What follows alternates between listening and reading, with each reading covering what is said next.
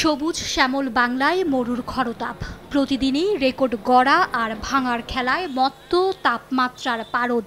দুর্বিসহ তাপের অনলে পুড়ছে মানুষ, পুড়ছে প্রাণ প্রকৃতি, গোটা দেশ।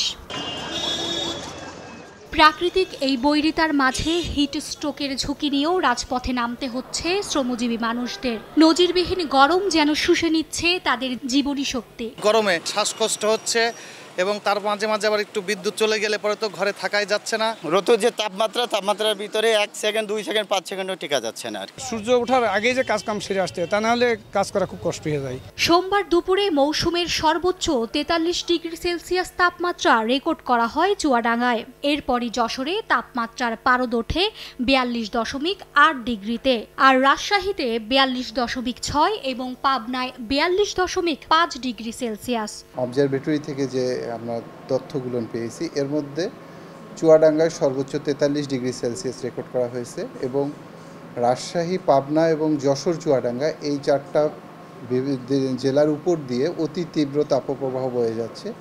এর বাইরে অর্থাৎ ঢাকা বিভাগ এবং খুলনার যে অবশিষ্ট জেলাগুলো আছে এবং রাজশাহীর যে অবশিষ্ট জেলাগুলো আছে, এর উপর দিয়ে তীব্র তাপপ্রবাহ বয়ে যাচ্ছে। আর আপনার রংপুর এবং বরিশাল বিভাগের উপর দিয়ে মৃদু থেকে মাঝারি ধরনের তাপপ্রবাহ বয়ে যাচ্ছে। আগামী 24 ঘন্টায় দিনের তাপমাত্রা সামান্য পরিমাণ বৃদ্ধি পেতে পারে এবং রাতের যে তাপপ্রবাহ এটা সামনের আগামী 24 ঘন্টাও অব্যাহত থাকবে। বিকাশে কম খরচে ক্যাশ আউটের লিমিট বেড়ে 50,000, প্রিয় এজেন্টও 2টা।